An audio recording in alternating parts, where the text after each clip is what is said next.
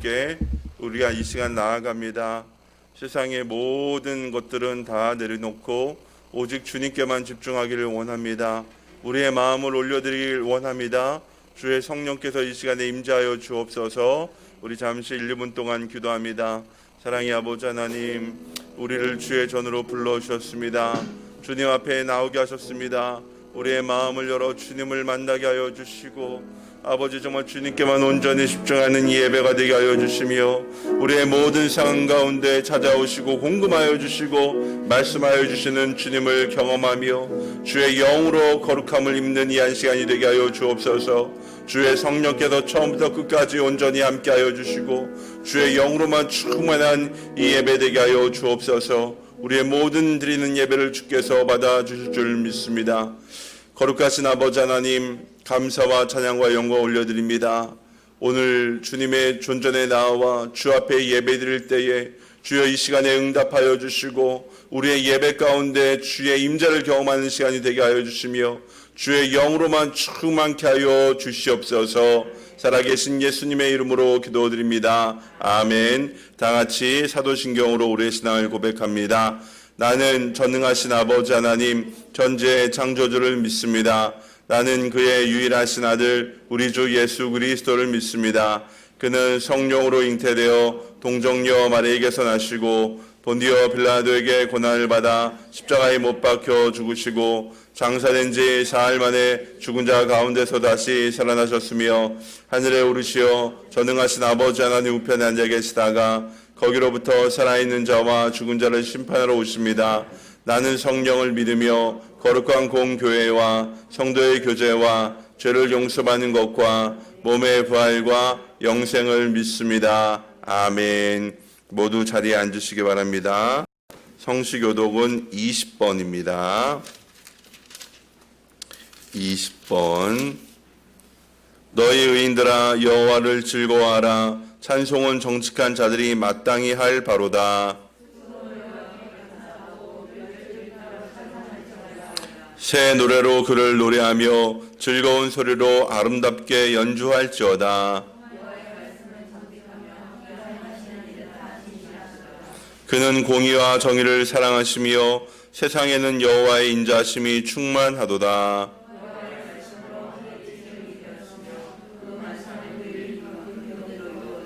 그가 바닷물을 모아 무더기같이 쌓으시며 깊은 물을 곳간에 두시도다.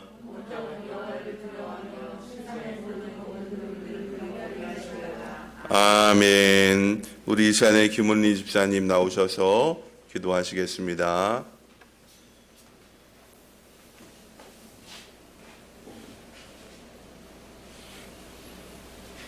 사랑과 은혜가 풍성하신 하나님 아버지, 거룩한 주님의 택하신 자들을 불러주시어 제단의 찬양과 위대한 기도를 드릴 수 있게 허락하심을 감사드립니다. 이 시간 영적 눈을 뜨게 하시어 소망을 알게 하시며 살아계신 하나님을 만나고 경험하는 귀한 시간이 되게 하여 주시옵소서. 아멘. 또한 예배드리는 신년도의 월이 위해 신령한 기쁨과 즐거움으로 충만케 하옵소서. 코로나로 인하여 세계가 슬픔과 낭만 가운데 있사오니 우리 연약한 가운데 임하시어 질병이 떠나고 생명의 말씀으로도 건강케 되는 역사가 넘치게 하옵소서. 아멘. 사랑의 하나님 아버지, 이 한 주도 사랑과 은혜의 한 주가 되게 하시고 서로 위로하며 받은 사랑과 은혜를 나누게 하옵소서. 아멘. 감사에 감사하며 또한 감사를 나누어 서로에게 힘이 되고 용기를 주게 하시옵소서. 아멘. 오늘 말씀 전하신 목사님을 기억하시고 기름 부음을 다하여 주시고 듣는 자마다 아멘으로 해답하게 하셔서 위로부터 축복이 넘치게 하여 주시옵소서. 아멘. 받은 말씀으로 고난과 환난으로 힘들어하는 심령에게 소망이 되게 하시며 주님만 붙들며 낙심하지 말게 도와주시옵소서. 아멘. 또 하나님을 만나는 시간 되게 하여 주시옵소서. 오늘도 귀한 은혜와 영광으로 주님께 감사드리며 예수님의 이름으로 기도드립니다. 아멘.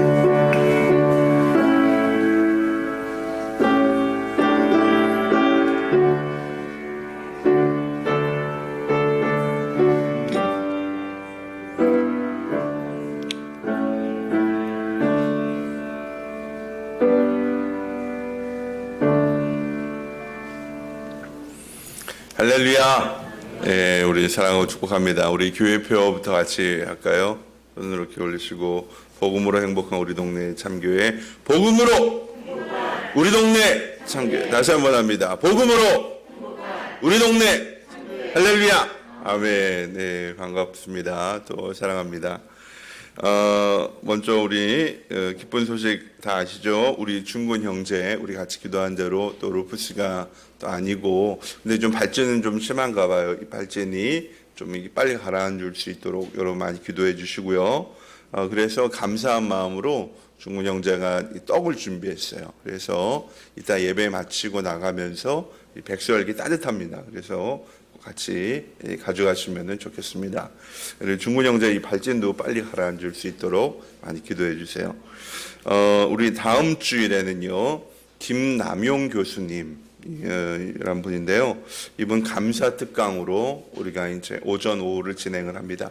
그래서 오전 11시 예배 드리고, 그 다음에 우리가 이날만큼은 우리가 좀 김밥을 준비하든지 해서 이렇게 따로 개별적으로 좀 먹고 다시 이어서 오후에 1시간 정도 더 할 거예요. 그래서 다음 주일엔 감사 특강이 있으니까 꼭 기억하셔서, 특별한 일 없으면 오후까지 같이 좀 참석하셔서 같이 은혜를 받으시면 너무 좋을 것 같아요. 그래서 이 다음 주 감사 특강은 가족들이랑 같이 올 수도 있고요. 그 다음에 우리 또 옆에 뭐 친교실도 쓸 수 있으니까 꼭 내가 부르고 싶은 VIP 있다. 우리 좀 내 친구도 이거 좀 들었으면 좋겠다. 이런 분 모셔서 같이 들어도 되니까 여러분 다음 주 감사 특강 많은 참여 바랍니다. 우리 교회가 정말 이게 또 감사로 하나 될 수 있는 좋은 기회가 될 테니까 여러분 기억하시고 다음 주에 많은 참석 바랍니다. 컨퍼런스 있어요. 목회자 컨퍼런스 제가 내일부터 이틀 동안 참석을 하도록 하겠습니다. 근데 뭐 외부로 나가는 건 아닌데요. 밤에 조금 좀 늦게 끝나고 좀 그렇게 할 거예요. 그래서 이틀 동안 월요일, 화요일 제가 컨퍼런스, 목회자 컨퍼런스 온라인으로 진행을 합니다.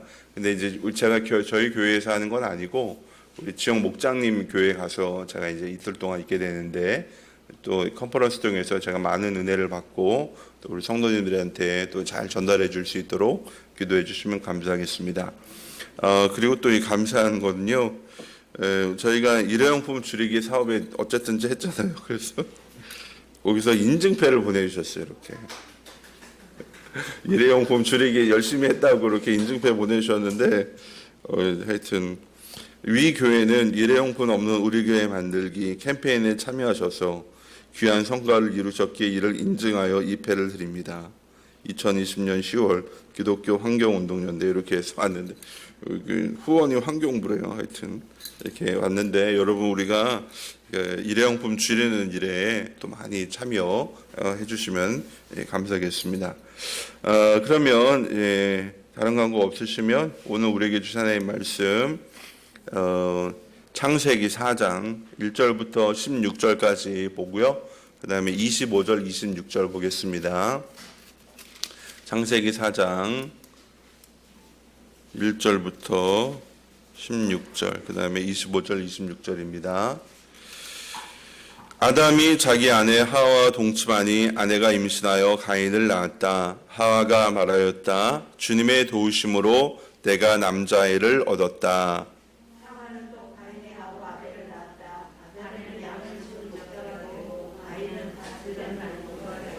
세월이 지난 뒤에 가인은 땅에서 거둔 곡식을 주님께 제물로 바치고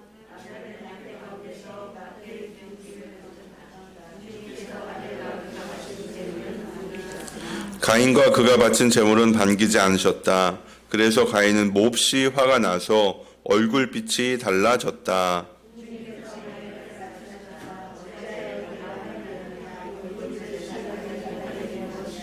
내가 올바른 일을 하였다면 어찌하여 얼굴빛이 달라지느냐.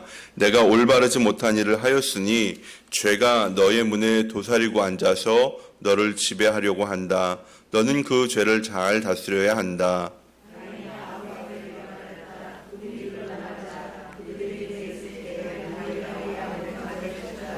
주님께서 가인에게 물으셨다. 너의 아우 아벨이 어디에 있느냐?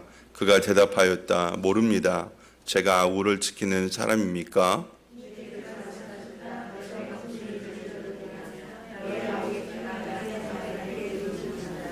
이제 내가 땅에서 저주를 받을 것이다. 땅이 그 입을 벌려서 너희 아우의 피를 너희의 손에서 받아 마셨다.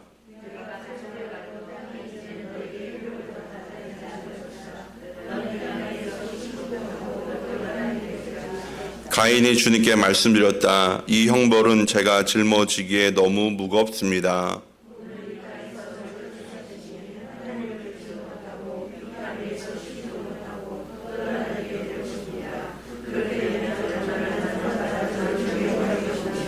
주님께서 그에게 말씀하셨다. 그렇지 않다. 가인을 죽이는 자는 7갑절로 벌을 받을 것이다. 주님께서는 가인에게 표를 찍어 주셔서 어느 누가 그를 만나더라도 그를 죽이지 못하게 하셨다.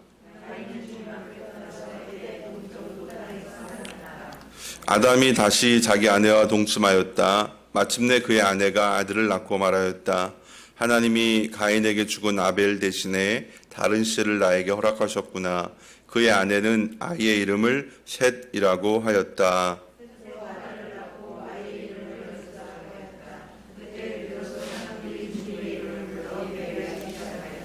아멘. 할렐루야. 하나님의 크신 은혜가 오늘 또 예배드리는 저와 여러분 모두에게 넘치시길 바랍니다. 우리 이렇게 한번 저를 따라해 보세요. 나는 예배자입니다.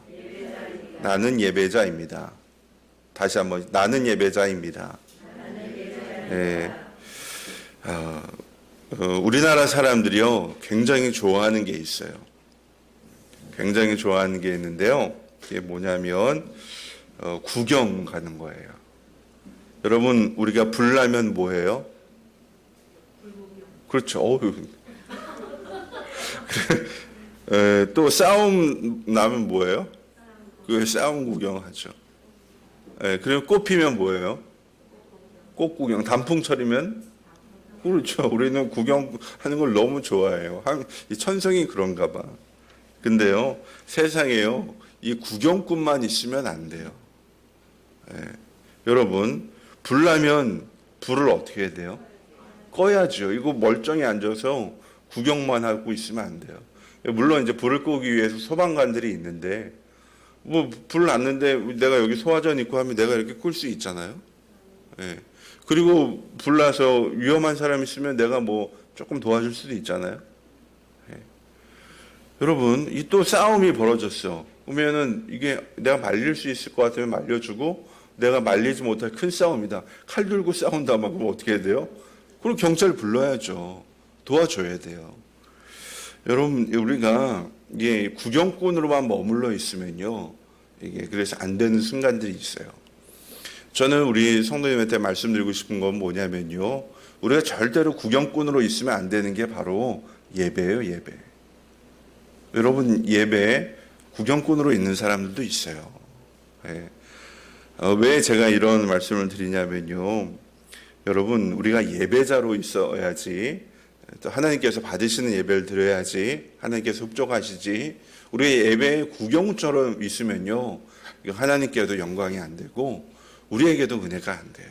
그래서 오늘 말씀을 통해서 올바른 예배의 모습을 조금 살펴보려고 합니다. 제가 이 말씀을 여러분에게 드리는 이유는요, 오늘 본문에서 다루고 있는 이 인류 최초의 살인사건, 형이 동생을 죽인 이 사건, 이게 바로 왜 벌어졌습니까? 이 직접적인 이유는요, 제사, 이 가인이 자기 제사가 받아들여지지 않으니까 그것 때문에 뭐가 났어요? 화가 났잖아요. 그래서 그 분노를 누구에게 풀었어요? 애꿎은 동생한테 푸는 거예요. 여러분, 형과 아우가 둘이서 각각 제사를 드렸는데 동생의 제사는 하나님이 받으시고 형의 제사는 하나님이 받지 않았어요. 이게 이 살인 사건의 동기가 되었습니다. 굉장히 여러분 너무 안타까운 것 같아요. 아니, 하나님께 예배드리고 제사하고 나서 기쁨이 충만하고 은혜가 충만하고, 형제 사이가 더 돈독해지고 좋아져야 되는데 왜 이런 일이 벌어졌습니까?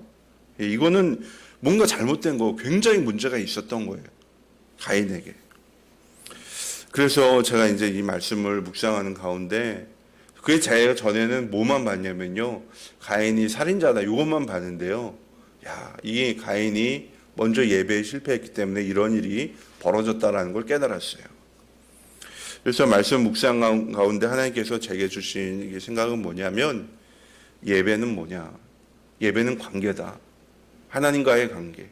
그리고 예배를 통해서 하나님과의 관계가 회복이 되면 이웃과 또 형제와의 관계도 뭐가 된다? 회복이 된다. 그래서 예배는 관계다. 이런 깨달음을 주셨어요. 여러분, 우리는 예배를 통해서 하나님을 경험하고요. 그분의 말씀을 듣고 그리고 결단을 합니다. 우리가 세상에 나가서 이렇게 살겠습니다. 결단하는 것이 바로 예배입니다. 예. 이 가인은 이 온전한 예배를 드리는데 실패했어요. 예. 우리가 예배를 드린다면 이왕이면 은혜가 충만하고 기쁨이 충만한 그런 예배를 드려야 하지 않겠습니까?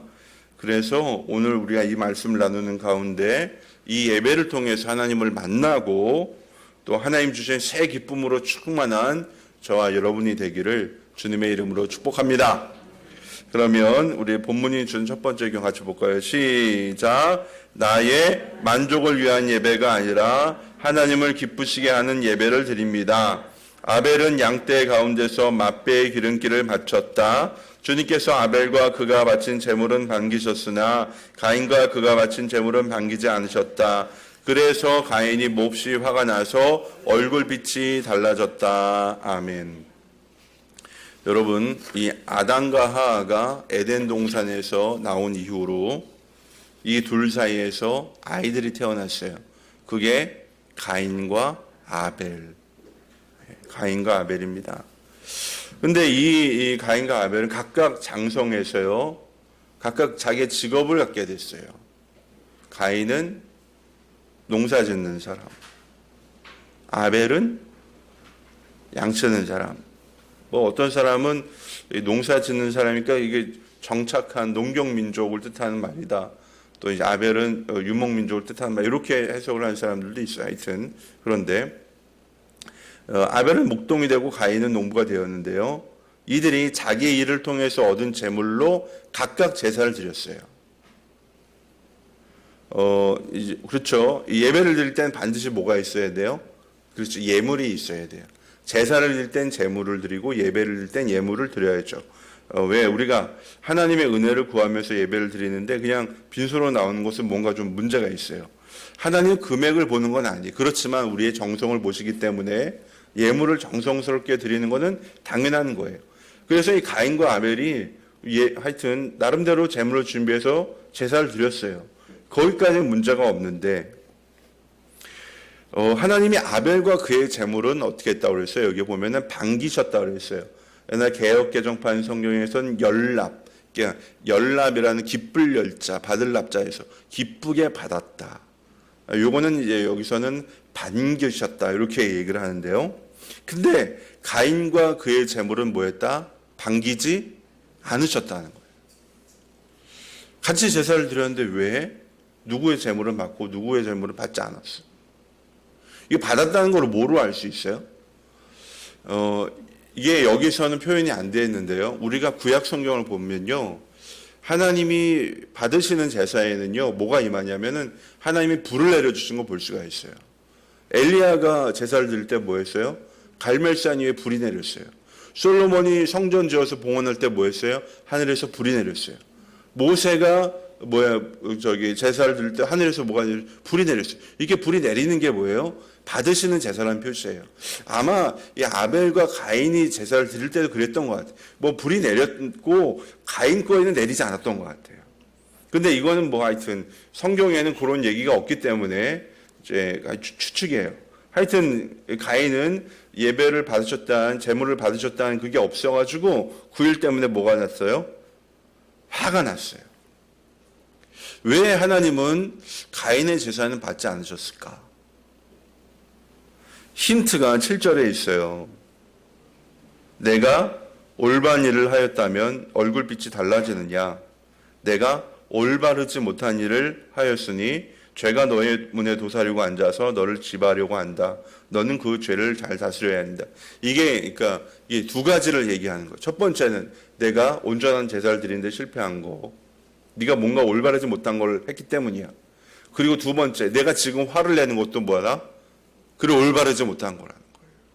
하나님 이걸 지금 지적을 하고 있어요. 이 두 가지를 얘기하고 있어요. 가인에게. 너 좀 죄짓기 직전이니까 너 그 마음을 다스려야 돼. 그렇게 얘기를 하신 거예요. 지금 그러니까 하나님 말씀은 뭐냐면요. 제사를 드리는 가인에게 문제가 있었다는 거예요. 그래서 하나님이 가인과 그의 재물을 반기지 않으신 거예요. 그러면 이 가인이 취해야 될 행동이 뭐예요? 그렇죠. 하나님 왜 제 재물을 받지 않으셨습니까? 제게 어떤 문제가 있습니까? 아니면 제가 드린 재물에 문제가 있습니까? 절차에 문제가 있습니까? 하나님께 물어야죠. 근데 지금 가인은 뭐 하고 있어요? 화를 냈어요. 방귀 껴놓고 화낸 거예요. 자기가 잘못해놓고 자기가 막 화를 내는 거예요. 여러분, 참 이게 그래서 가인의 분노가요. 이게 어리석은 분노예요. 문제를 해결하지도 못하고 더욱더 어떻게 돼요? 자기 분노에 빠져도 자기 감정에 빠져서 올바른 길을 갈 수 있는 기회를 놓치고 있기 때문에 참 이게 어리석은 것입니다. 제사를 받는 분은 하나님이십니다. 하나님이 받으시는 제사를 드리지 못한 건 가인의 책임이죠. 그런데 도리어 가인이 분을 내고 있으니 이건 굉장히 잘못된 거예요. 가인이 왜 화를 냈을까? 사람이 보통 화를 내는 데는 밑바탕에 뭐가 있냐면요. 그 두려움이 그 밑에 있어요. 두렵기 때문에 화를 내는 거예요. 내 생각이나 내 계획이 무너지는 거에서 내 삶이 무너질까 봐 뭐를 해요? 화를 내는 거예요. 그러니까 가인이 이제 분노한 거는 굉장히 지금 뭐하다는 뜻입니까? 두렵다는 뜻이에요. 내가 제사에 실패함으로 하나님과의 관계가 무너지고 복을 받지 못할 것이다 라는 이 두려움이 가인을 지금 지배하고 있어요. 그래서 그가 분노했습니다. 또 가인이 분노한 이유는요. 이거는 굉장히 중요합니다. 예배를 통해서요. 자기 만족을 추구했기 때문이에요. 여러분, 예배는요. 내 만족을 추구하는 자리가 아닙니다. 이 예배는 하나님께 나아가서 우리가 하나님을 경험하는 것 그 자체지, 내가 이 예배를 통해서 나의 만족을 추구하려고 한다면요. 방향이 굉장히 잘못된 거예요. 여러분, 무당이 굿하잖아요. 굿의 목적은 뭡니까? 굿판을 버린 사람이 복 받는 게 목적이에요. 잡신을 물리치는 게 그거 굿 아닙니까? 근데 예배는 뭐예요?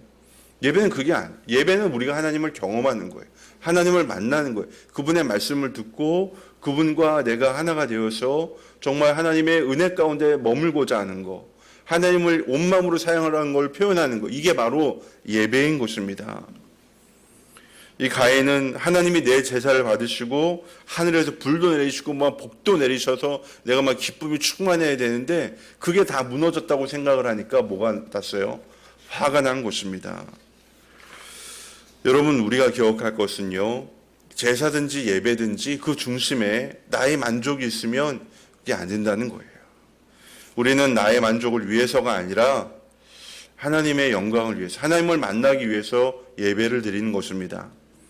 때로는 하나님이 불처럼 뜨거운 은혜를 부어주실 수도 있어요. 예배 드리면서 막 말씀 가운데 막 내가 쪼개지고 회개가 되고 막 그럴 수가 있어요. 또 때로는 이게 아주 산들바람처럼 잔잔한 은혜를 부어주시기도 합니다. 또 아주 따사로운 가을 햇살처럼 그런 따뜻함을 느끼기도 해요. 근데 어떨 때는요, 막 차가운 겨울 눈보라가 몰아치는 것처럼 내 죄가 깨달아지고요, 정말 하나님 앞에 통해 자복하는 그런 예배도 있어요. 그리고 새벽 미명처럼 아무 소리도 아무 빛도 없는 그런 아주 잠잠하고 고요한 그런 예배도 있어요. 여러분, 이게 뭐 어떤 상황으로 다가오든지요, 우리가 구할 것은 하나님에게로 나아가는 것 그 자체입니다. 예. 우리가 예배를 드리면서 찬양 중에 은혜를 받기도 하고, 기도를 드리면서 은혜를 받기도 하고, 말씀에 깨어지기도 하고, 결단하며 우리가 은혜를 받기도 하는데요, 때로는 별다른 감정을 느끼지 못할 때도 있어요. 중요한 것은요, 그 모든 상황 가운데서 계속해서 주님을 찾는 거예요. 주님을 구하는 거예요. 주님을 만나는 거예요. 이게 예배의 본질이고요. 이 예배의 핵심입니다. 예. 내가 예배의 모든 순간, 또 내 살아가는 모든 순간 주님의 얼굴을, 하나님을 찾고 구하고 그분의 말씀을 듣고 거기에 내가 반응을 하고, 예, 이렇게 해야 돼요. 우리가 심지어 예배를 드릴 때는요, 여러분 무엇까지 내려놓아야 되냐면요, 내가 은혜를 받겠다는 생각조차 그냥 내려놔야 돼요. 그냥 나는 하나님 만나는 게 좋다, 하나님 만나기를 원합니다. 여러분, 우리가 이 마음을 가지고 나가는 거예요. 그래서 예수님이 사마리아 수가성 여인에게 뭐라고 그러셨어요? 이 여인이 예수님께 물어봤어요. 예수님, 우리가 어디서 예배를 드려야 됩니까? 이 산에서 예배를 드린 것이 옳습니까? 저 산에서 예배를 드리는 것이 좋습니까? 예수님이 뭐라고 그랬어요? 예배 드리는 장소는 중요하지 않다.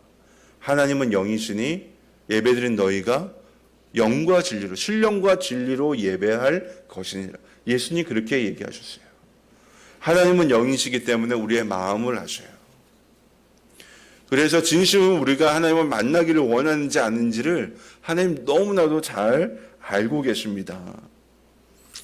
그래서 우리가 예배를 드릴 때요, 우리 하나님 앞에 집중하기를 원합니다. 찬양을 할 때 입술로는 이 노래를 따라 부르면서 마음으로는 어떻게 해요? 하나님을 찾고, 또 기도할 때 이 기도소를 드리면서 뭘 하는 거예요? 하나님, 내게 이런 말씀 주신데 감사합니다. 이 기도가 응답받게 해주세요. 이 기도가 이루어지게 해주세요. 하나님 감사합니다.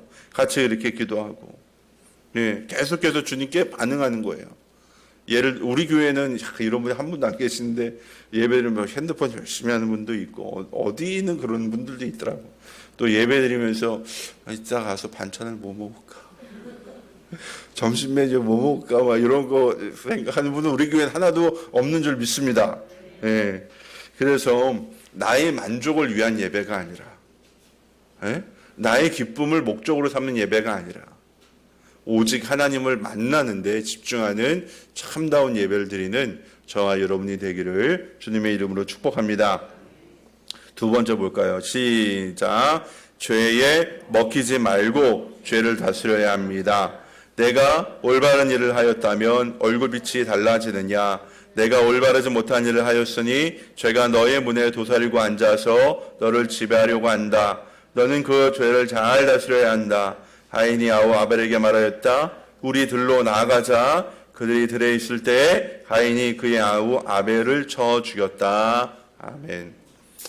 여러분 혹시 뭐 1급살인 뭐 이런 단어 이런 말 들어보셨나요? 1급살인? 이거는 영미권에서 쓰는 법정 용어인데요. 1급살인 뭐냐면 계획적인 살인을 1급살인이라고 해요. 그러니까 이 사람을 죽이려고 내가 치밀하게 뭘 쌌어? 계획을 세웠어. 도구를 준비했어. 장소를 미리 준비해놨어. 이런 게 1급살인이에요.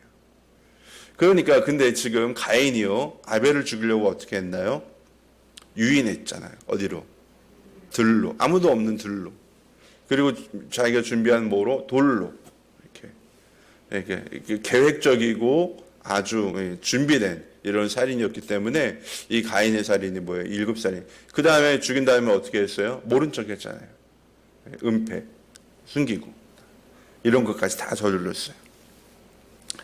형의 동생을 죽였으니 얼마나 끔찍해요. 최초의 살인사건이 가족 간에 벌어졌어요. 성경이 얘기한 최초의 살인사건이. 이게 뭘 뜻하는 거냐면요, 죄가 있으면요, 가족 공동체도 뭐가 돼요? 무너진다는 거예요. 깨어진다는 거예요. 가족이 나에게 평안과 기쁨을 주는 존재가 아니라요, 도리어 고통과 괴로움을 주는 거예요. 뭐 때문에? 죄 때문에 그렇다는 거예요. 여러분, 가인은 하나님에게서 경고를 받았어요. 죄가 내 문에 도사리고 앉아서 너를 지배하려고 한다. 너는 그 죄를 뭐해라? 다스려라. 이런 경고의 말씀을 들었음에도 불구하고 가인은 자신의 분노를 애꿎은 동생에게 풀었어요. 요즘도 친족 간의 범죄가 많이 벌어지죠. 남편이 아내를, 아내가 남편을, 부모가 자식을, 자식이 부모를, 또 형제와 자매 사이에서. 여러분, 가장 행복하고 평화스러워야 될 가정이 왜 이렇게 끔찍한 일이 일어나는 곳으로 바뀌었습니까? 그렇죠. 죄의 지배를 받기 때문입니다. 그 가정의 주인이 하나님이 아니죠. 주님이 아니라 사단이 그 가정의 주인이 되었기 때문에 이런 일들이 벌어지는 거예요. 돈 때문에, 예? 뭐 다른 여러 가지 문제 때문에, 자존심이 상했다고, 뭐 하여튼 여러 가지 일 때문에 이 끔찍한 일이 벌어져요. 다 죄의 지배, 사단의 지배 아래에 있기 때문에 그렇습니다. 여러분, 가인이 아벨을 죽였을 때 누가 슬퍼했어요? 부모님이 너무 괴로웠겠죠. 또 누가 아파했을까요? 하나님이 아파했겠죠. 또 심지어 땅도 저주를 받았잖아요. 땅도 슬퍼했을 거예요. 그리고 아벨이 기르는 양 떼도 아벨이 없으니까 슬펐겠죠. 근데 이 살인사건에 유일하게 기뻐 날뛴 놈이 있어요. 누구예요? 사단입니다. 마귀. 가정이 파괴되고 공동체가 깨지는 걸요, 즐거워하는 건요, 마귀밖에 없어요. 교회나 목장도 마찬가지예요. 교회나 목장에 문제가 생기고 막 이러면요, 이거 길 뻗어서 날리는 건 마귀밖에 없어요. 우리가 그걸 알아야 돼요. 이런 사단의 먹이가 되지 않으려면요, 우리가 철저히 하나님 중심의 신앙으로 무장을 해야 돼요. 그래서 오늘 말씀의 제목이 뭡니까? 예배는 관계입니다. 관계. 우리는 예배를 통해서 하나님과 올바른 관계를 맺고요. 그리고 이 관계에서 오는 풍성함을 누리고요. 이 풍성함을 어디에? 가족과 이웃에게, 교회 성도들에게, 목장 식구들에게, 내 직장 동료들에게, 우리 같은 이웃 사람들에게 나누어 주는 거예요. 흘러보내는 거예요. 그런데 이 하나님과의 관계가 무너지고 사람과의 관계가 무너지면 계속해서 우리는 어떻게? 죄의 구렁텅이로 빠져들어갈 수밖에 없어요. 우리가 이 죄의 고리를 끊으려면요, 단 한 가지 방법밖에 없어요.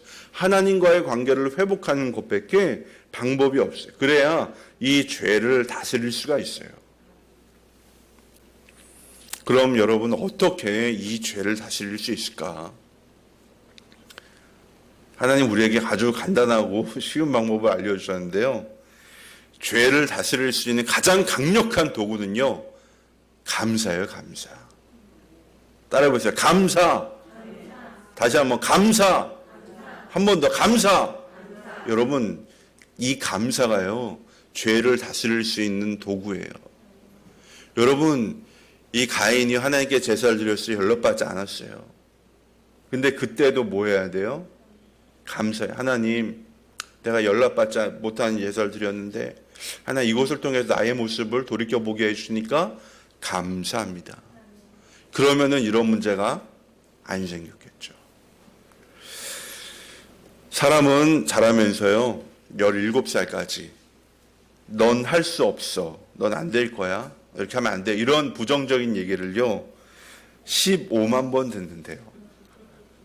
평균이에요. 평균 15만 번 듣는데요. 근데 넌 할 수 있어, 잘 될 거야, 한번 해봐, 이런 긍정적인 말을 몇 번 듣는데요? 5,000번 듣는데요. 그러니까 30대 1이야. 30대 1. 우리는 긍정적인 말보다요, 부정적인 말을 훨씬 더 많이 들으면서 자라요. 그래서 우리의 머릿속에 이 부정적인 생각이 각인이 되어 있어요. 이 부정적인 감정을요, 우리가 굴복시키려면요, 의도적으로 내가 감사를 하면 돼요. 그런데 이 감사를 나도 해야 되지만 누가 해야 돼요? 내 가까운 사람이 해줘야 돼요. 우리가 그래서 감사가 많을수록, 구체적일수록 이 감사의 큰 능력이 나타나게 되어 있어요. 우리가 이 감사를 통해서 하나님과 탄탄한 관계를 유지해야지, 또 가족들과 탄탄한 관계를 유지해야지, 여러분, 우리가 이 죄를 이길 수 있어요. 저는 요즘 매일 수십 명의 목사님, 사모님, 평신도들하고 감사 나눔을 해요. 그러니까 감사 나눔을 하는 사람들이 굉장히 많아요. 그리고 우리 가족들도 하여튼 감사 나눔을 하고 있는데요. 제가 또 이제 성도들 기도응답 받은 감사도 듣고, 예. 제가 이 여러분들의 감사 나눔을 읽으면서요, 정말 어렵고 힘들었던 상황들을 감사로 이겨내는 그런 모습들을 봐요. 그러면서 때로 눈물이 나기도 해요. 제가 아는 어떤 목사님은 목회를 너무 잘하셨어요. 하여튼 7년 만에 한 100명 정도 성도를 1000명 이상 교회로 성장시키시고 막 굉장히 이제 활동적이고 성공했다. 목회 성공이라면 좀 모르겠지만 이제 자리를 잡았던 분인데 그분에게 공황장애가 찾아왔어요. 그래서 뭘 했어요? 교회에 얘기했잖아요. 3개월만 조금 쉬게 해주세요. 3개월 쳤어요. 근데 이게 안 났어. 3개월만 더 쉬게 해주세요. 그러면 당신 이제 그만두셔. 그래가지고 교회에서 이제 졸지에 나오게 됐어요. 이게 이 목사님 마음속에 뭐가 있냐면은 그때 커다란 분노가 자리 잡았어요. 내가 어떻게 섬겼는데, 내가 어떻게 일을 했는데 나를 이렇게 해. 이 너무나도 큰 분노에 사로잡혀가지고 맨날 생각하면은 저주하고 분노하고 화를 내고 쩔어서 심지어 극단적인 생각까지 하게 된 그런 지경에 이르렀어요. 이제 이런 마음을 이야기를 하니까 목사님 상태가 심하네요. 무조건 하루에 30번씩 30개씩 감사할 걸 써보세요. 하루에 30개씩 감사할 걸 써보세요. 그래서 이분이 그래 내가 이거 안 하면 죽기밖에 더 하겠냐. 한 달을 시킨 대로 해보자. 여러분 이 감사 쓰기를요 30개를 1년을 실천을 하니까요 달라졌어요. 삶이 완전히 달라졌어요. 아무도 이게 이제 교회에서 그냥 나와서 그냥 멍청하게 지내는 가운데 그분의 마음에 전도할 마음도 생기고 또 영혼 구원에 대한 마음도 생기고 자기 인생에 대해서 긍정하게 되면서 내 삶이 여기서 끝난 게 아니란 게 깨달아지면서 다시 전도하고 이렇게 하면서요 금방 이제 100명 이상 교회로 다시 성장을 했어요. 저와 매일 감사 나눔을 하는 목사님의 이야기예요. 근데 이런 이야기들이 참 많이 있어요. 여러분 우리가 정말 이게 이 감사를 하니까요 겸손해지고요.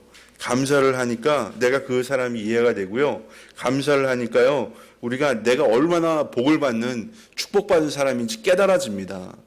그래서요 진심으로 우리가 감사를 하게 되면요 죄를 이기는 능력을 얻게 돼요. 그래서 여러분 감사를 하는 거 어떻게 하냐면요 하루를 시작하면서 하나님 감사합니다. 네? 사랑하는 가족들에게 감사하고 또 아침밥을 먹으면서 감사하고 회사에 가서 감사하고 또 학교에 가서 감사하고 친구를 만나서 감사하고 또 이제 출퇴근길에 하늘과 또 이 핀 꽃과 또 이게 낙엽 이런 아름다운 자연 환경을 보면서 감사하고 또 일터에서도 손님을 기다릴 때도 하나님 이 일터에서 일하게 해주셔서 감사합니다.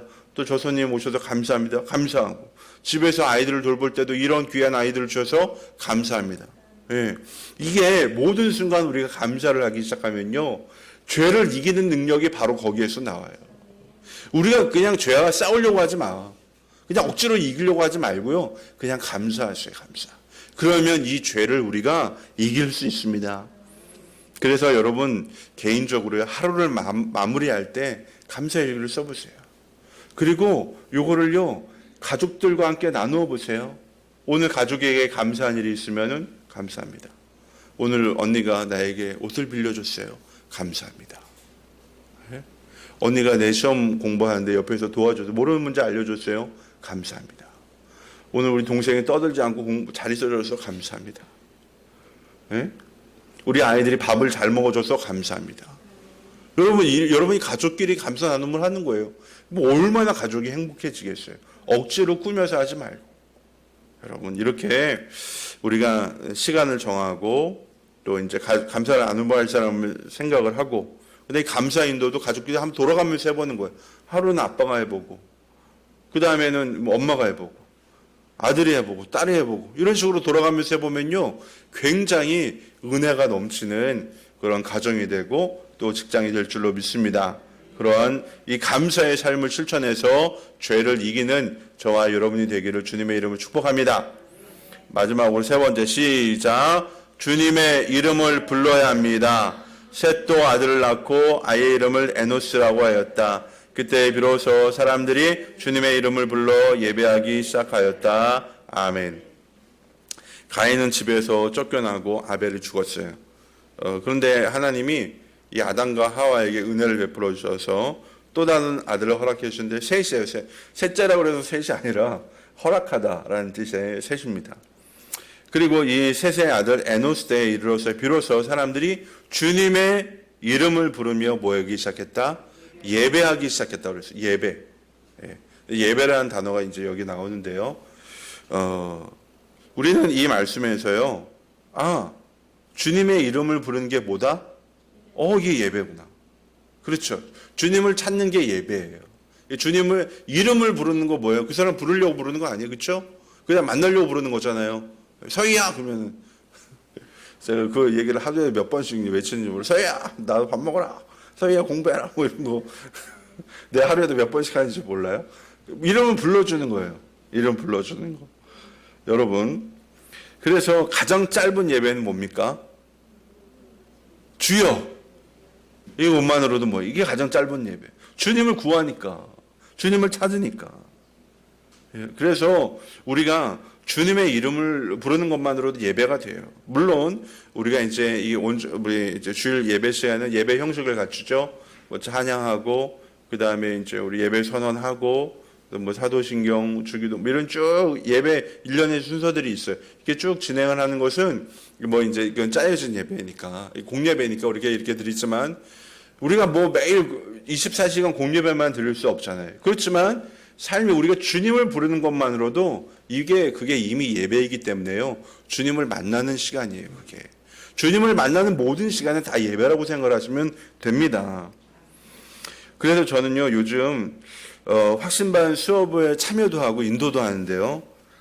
확신반 수업에요 성경 구절을 암송을 해야 되는 게 있어요. 지난 목요일에 성경 구절 암송한 거를 점검을 하는데요. 제가 굉장히 은혜 받았어요. 지난 우리 시편 119편 11절을 암송하는 거거든요. 근데 이게 말씀이 뭐냐면 이거예요. 내가 주님께 범죄하지 않으려고 주님의 말씀을 내 마음속에 깊이 간직합니다. 이게 확신반을 하면서 첫 번째 암송해야 될 성경 구절이에요. 짧죠? 그러니까 여러분 다 들으세요. 근데 우리 이제 권사님이 확신반 들으시는데요. 이 말씀을 이렇게 암송을 하시더라고요. 제가 조남을 얘기할게요. 성옥이가 주님께 범죄하지 않으려고 주님의 말씀을 성옥이 마음속에 깊이 간직합니다. 와, 제가 이 말을 듣는데 너무 은혜가 되는 거예요. 이야, 이 말씀을 누구에게? 내게 주신 말씀으로, 주님의 나에게 주신 말씀으로 받는구나. 그래 주님의 이름을 뭐예요? 주님의 말씀을 내 안에 새기고 주님의 이름을 부르면서 뭐 하는 거예요? 말씀을 하면서 얼마나 은혜가 됩니까? 이게 말씀이 내 안으로 들어오는 거예요. 여러분, 그래서요, 우리가요, 이 말씀을 받을 때 나에게 주신 말씀을 받고요, 우리가 기도할 때 주님의 이름을 우리가 기도할 때만 아니라 수시로 주님의 이름을 부르면서 기도하는 거예요.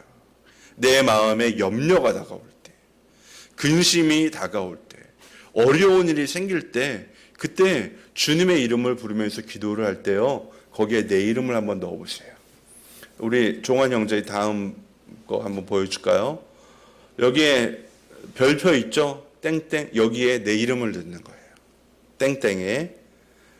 다 읽어요. 한번 시작. 십자가의 사랑으로 상훈이를 불쌍히 여기시고 용납하시고 이해하시고 용서하시고 치유하시고 회복시키시고 훈련하시고 세워주시고 축복하시는 상훈이의 예수님. 다시 한번 십자가의 사랑으로 상훈이를 사랑하시는 예수님.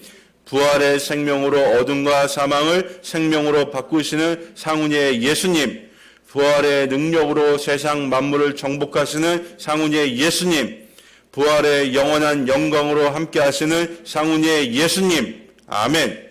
여러분, 이 기도문에요, 우리의 가족의 이름을 넣어도 좋아요. 지금 우리 아들이, 우리 딸이, 우리 남편이, 우리 아내가 어두움 가운데 있다. 그때 그 이름을 불러주면서 기도하는 거예요. 십자가의 사랑으로 유명희를 불쌍히 여기시고 용납하시고 이해하시고 용서하시고 치유하시고 회복시키고 훈련하시고 세워주시고 축복하시는 유명희의 예수님. 내가 열받았을 때. 그렇게 하는 거예요. 우리 딸이 나를 힘들게 십자가의 사랑으로 땡땡땡을 열받으시는 사랑하시는 예수님. 그러면 뭐예요? 사랑의 마음이 막 들어가는 거예요. 여러분, 우리가 이렇게 기도하는, 이렇게 하는 것이 바로 예배고, 이게 바로 주님을 구하고 주님을 찾는 거예요. 우리 지난주에 우리 중근 형제의 이름을 부르면서 기도했어요. 얼마나 하나님께서 아름답게 응답해 주셨어요. 여러분, 우리가 간절히 주님을 찾으면서 기도할 때 성령께서 그 가운데 역사하셔가지고요, 이런 일들이 일어나는 거예요. 엊그저께도 목장 우리 모임 하는데, 내가 여기 이제 안수교도 저한테 많이 받죠. 받을 때 머리가 막 움찔움찔하고 흔들렸다는 거예요. 저는 절대로 머리 흔들리지 않습니다. 이렇게 꽉꽉 누르지도 않아요. 그것만 없는데 성령께서 어떻게 역사하시는 거죠. 그분에게. 그래서 제가 성령님의 임재라고 제가 말씀드렸는데요. 그러니까 그 다음날부터 놀랍게 호전되기 시작했잖아요. 이게 제가 한 게 아니라 누가? 성령께서. 주님이 그 자리에 임재하셔서 주님이 행하시는 일입니다. 여러분, 우리가 주님의 임재를 사모하고 그 이름을 부르고 기도하고 또 우리 주님을 찾으면요, 우리 주님 반드시 저와 여러분을 사랑하셔서 우리에게 찾아오시고 우리에게 은혜를 베풀어 주시는 줄 믿습니다. 여러분, 이게 바로 온전한 예배예요. 우리 이 예배를 통해서 우리 하나님을 경험하고요, 그분의 복이 우리의 가정과 우리의 삶에 임하게 되는 것입니다. 이제 말씀을 마칩니다. 여러분, 같이 제사를 드렸어요. 예. 근데 한 사람의 제사는 받지 않으셨지만 또 한 사람의 제사는 받으셨어요. 이왕 우리가 예배를 드리려면 하나님 받으시는 예배 드리고 또 하나님 주시는 은혜로 우리가 충만해야 되지 않겠습니까? 우리가 그 은혜와 복을 누려야 되지 않아요? 그러니까요, 우리가 이 예배를 받으시는 분 하나님이시기 때문에 처음부터 끝까지 온전히 하나님께 집중하고 또 하나님 기뻐하시는 예물도 드리고 또 온 마음과 정성을 다해 하나님을 찾으면 하나님께서 주신 큰 은혜가 저와 여러분의 삶 가운데 임하게 될 줄로 믿습니다. 그리고 우리 참교회 가족들 모두 예배 성공하시고 예배를 통해 주님을 만나는 복된 믿음의 사람 되기를 주님의 이름으로 축복합니다. 거룩하신 아버지 하나님, 감사합니다. 오늘 가인과 아벨의 제사를 통해서 예배가 얼마나 중요한 것인지 다시금 배웠습니다. 하나님, 우리는 예배를 드리면서 전심으로 주님을 찾게 하여 주시고 주님을 만나게 하여 주시옵소서. 우리가 주여 이름을 부를 때마다 주님 우리의 임재하여 주시고 우리에게 은혜를 베풀어 주신 줄 믿습니다. 우리가 마음이 공고하고 괴로울 때, 또한 우리가 기쁠 때, 슬플 때, 삶의 모든 순간 주님을 찾을 때 주님의 임재를 경험하며 주님의 은혜를 누리며 주의 복을 받는 주님의 백성들 되게 하여 주옵소서. 예수님 이름으로 기도드립니다. 아멘. 다 같이 일어나셔서 준비하신 예물을 드리겠습니다.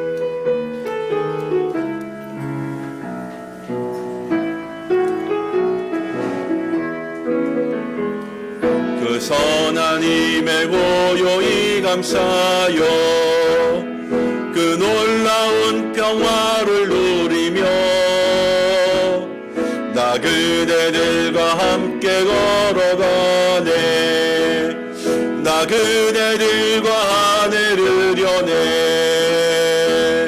지나간 오물 어둠의 날들이 무겁게 내 영혼 짓눌러도 오 주여 우릴 외면치 마시고 약속의 구원을 이루소서. 그 선한 힘이 우릴 감싸시니 믿음으로 일어나를 기대하네. 주 언제나 우리와 함께 계셔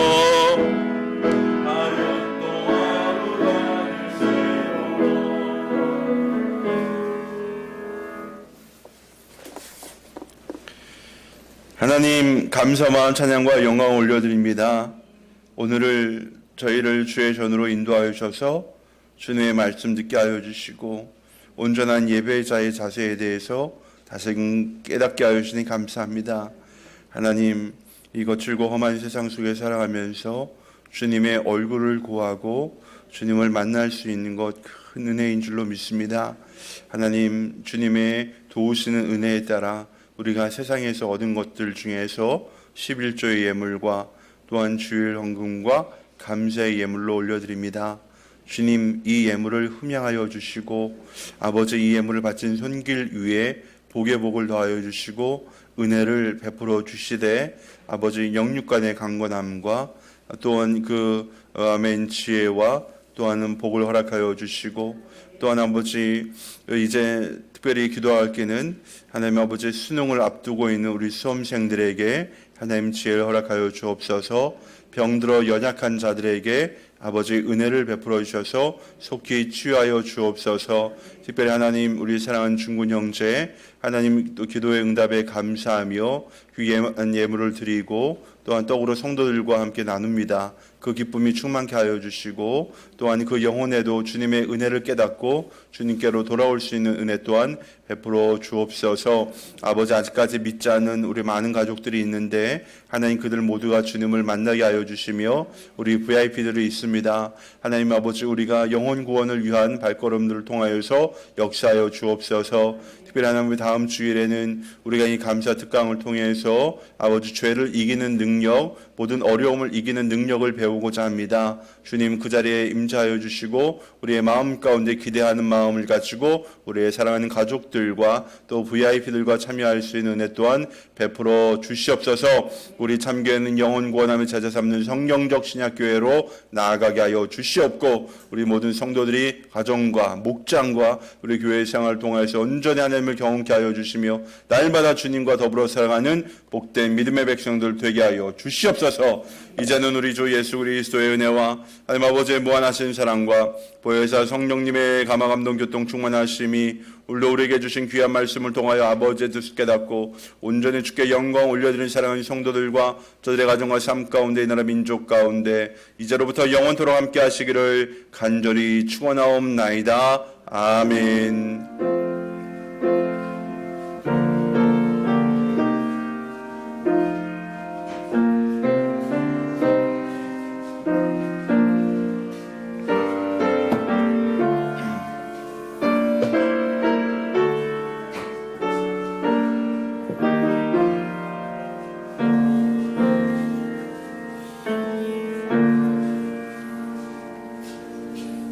수고했어.